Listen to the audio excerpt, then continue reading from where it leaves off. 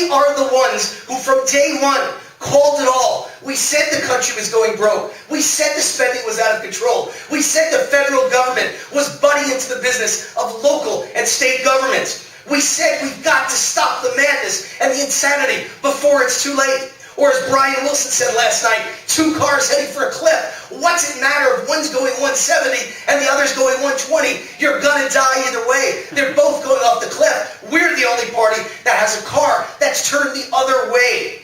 That's the only way we're going to survive. We called it, and now it's happening. It's in the news every day. Just in the last 2 days that I've traveled the nation for the Libertarian Party, look at the stories that were in the newspaper that prove everything we've said for all these years, yet we're not getting the credit for it. Because we're the shy party. That's what I call us. The shy reserve party. And as you can tell, I'm looking to change all that. In the news, an economic disaster in Greece.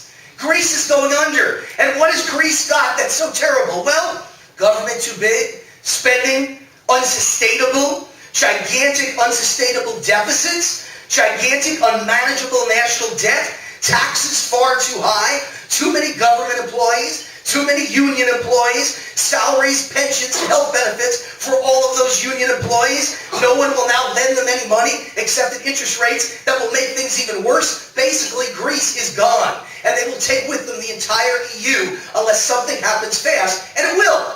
It will. Here's my prediction right now. EU will announce next week they're bailing out Greece because they have no choice. The entire EU and the euro, their currency, will go down if they don't try and save Greece. But by saving Greece, there's a problem. You see, there's something out there called pigs, and it's Portugal, Italy, Greece, and Spain. And they're all bankrupt, and they all owe far more than Greece. So if they bail out Greece, they've got to save all the pigs. And after that comes England. And England's the biggest problem of all. More debt, more deficit, more bankruptcy, more unsustainable spending than all the others times 10. So ladies and gentlemen, does Greece sound familiar to you? Because it's the United States. Greece is the canary in the coal mine.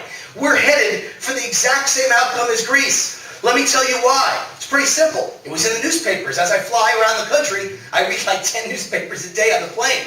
You know, nothing else to do to kill the boredom on an airplane. So I read all these papers, and the story's right there, but most people are too busy working to even see what's in front of them. So here's the New York Post, just the other day. 3 pages in one day's newspaper that explain it all. Page 1, a fireman retiring in New York City on a pension of $240,000 a year. Wow. Ladies and gentlemen, do you understand the significance of that? You, the taxpayer, have to pay for this fireman's pension till the day he dies. But wait, I'm not done yet. I'm a game show host. I have more. Behind door number 3, that fireman gets his almost the entire $240 tax-free for the rest of his life because he hurt his knee on the job. So now $160,000 of the $240 is free of state, local, and federal taxes. I'm not done yet. When he dies, which could be 40 years from now, the pension goes to his wife until she dies. $240,000 a year that you're on the hook for. On page 2, a policeman in New York retiring on $190,000 a year. And when the New York Post went to question him and said, "Isn't that a pig? Isn't that irresponsible? Isn't that disgusting? Aren't you a thief?" The policeman said, "I risked my life. I earned it." And the Post looked up what he did.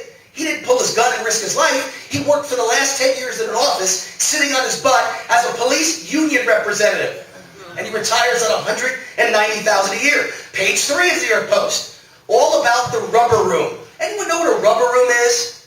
You know what it is. I'll bet they have it in Ohio too.